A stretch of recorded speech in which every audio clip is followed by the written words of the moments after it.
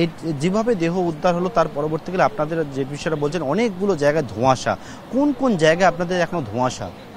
দেখো, ধোঁয়াশা বলতে আমাদের কাছে যতটুকু খবর পেয়েছি, প্রথমে তো যেখানে ছিল আমার দিদি মারা হয়েছে সেখান থেকে তো আমাদের বিনা বলেই মারা মানে লাশ কিন্তু অন্য জায়গায় নিয়ে চলে গেছে। যেহেতু আমার ফ্যামিলি কিন্তু দেখেনি এখন অবধি, আমার দিদির লাশটাকে থানা নিয়ে চলে গেছে, ঠিক আছে, বলছে যে এখানে নেই।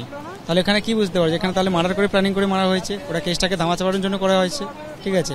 তো আমরা মিডল ক্লাস ফ্যামিলি ছেলে, আমরা শুধু একটাই আবেদন আমাদের কাছে যে রাজ্য পুলিশের কাছে আমাদের আর কিছু আস্থা নেই। কারণ যদি হতো তাহলে আজকে 72 ঘন্টা থেকে টাইম লাগতো না, 4 দিন হতে যায়, 4 দিন টাইম হয়ে গেছে কিন্তু, তাহলে এখনও কিন্তু আজই মাত্র পোস্টমর্টম হচ্ছে। তাহলে আমাদের রাজ্য পুলিশের কাছে কোনো আবেদন নেই। সে জায়গায় আমাদের একটাই ইচ্ছে যে এটা সিবিআই তদন্ত করুক, আমার ইচ্ছে যে সিবিআই তদন্ত করে এটা বিচার চাই আমাদের। এর আগে অনেক কেস ঘটেছে, অনেকই হয়েছে, কিন্তু তারা এখন বিচার এখনও অবধি পায়নি। সেম কেস আমারও হয়েছে এখন, ঠিক আছে। তো আমি একটা আবেদন করছি যে সিবিআই তদন্ত করুক, এটার জন্য বিচার হয়, ব্যাস, আদার্স কিছু না। বারবার প্রথম থেকে বলছেন যে কেন্দ্রীয় সরকারি কোনো হাসপাতালে ময়নাতদন্তের জন্য অবশেষে অবশ্যই যেটা আমরা চেয়েছিলাম, ওটা তো কালকে ওখানে তো অনেক ঝামেলা হলো যে আমাদের বিনা আমাদের না বলে আমাদেরকে জোরজবস্তি করে নেওয়া হয়েছে ওখানে, ঠিক আছে। ওখানে আবার আসার পর আমাদের অনুমতি নেয় যে তোমরা কোথায় করাতে যাও। তো আমার তখন বাবা বললো যে হয় কামান্ডোতে না এমসিতে। তো ওখানে একটা লিখিত হয়েছে, তো আমরা লিখিত দেওয়ার পরে পুলিশ প্রশাসন আমাদের অ্যাকসেপ্ট করেছে, বলছে ঠিক আছে তোমরা যেখানে বলে সেখানে হবে। তো হয়ে যাওয়ার পর এখানে সকালে নিয়ে এসছে আমাদের। তারা বলছেন যে বিষয়ে তারা কিন্তু রাজ্য পুলিশের উপর ভরসা রাখতে পারছেন না, একেবারে কল্যাণী এমসের সামনে তারা বাইরে বসে রয়েছেন এবং অপেক্ষা করে রয়েছেন ময়নাতদন্ত শেষ হওয়ার জন্য।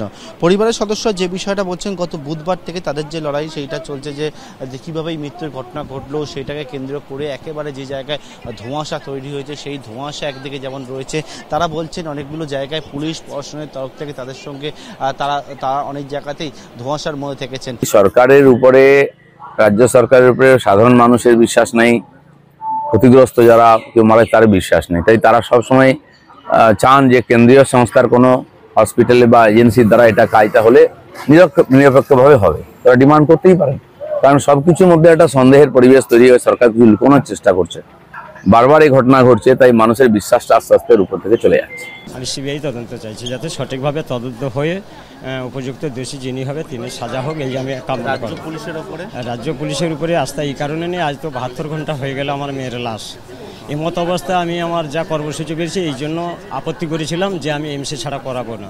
নাহলে গতকাল ওরা মেডিকেলে চুজ করেছিল, মেডিকেলটা আপনার পছন্দ থাকতে হবে, আমার পছন্দ নয়। এই জন্য আমাকে চেয়েছিল ওখানকার অফিসার কী চাইছে, আমি চাইছি যে এমসি করাবো, আমাকে সহযোগিতা করেছে, যার জন্য আজকে এমসি নিয়ে এসেছি।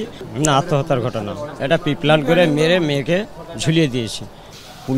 পুলিশ কি করছে আমরা তো বুঝতে পারছি না, প্রশাসনের হাতে হাত। প্রশাসন কি করছে না করছে, ধরো লুটপালট কি করছে আমরা জানি না। কি দাবি জানাচ্ছেন সঠিক? ওটা আমরা যেহেতু সঠিকভাবেই তদন্ত হোক এটাই আমরা চাইছি।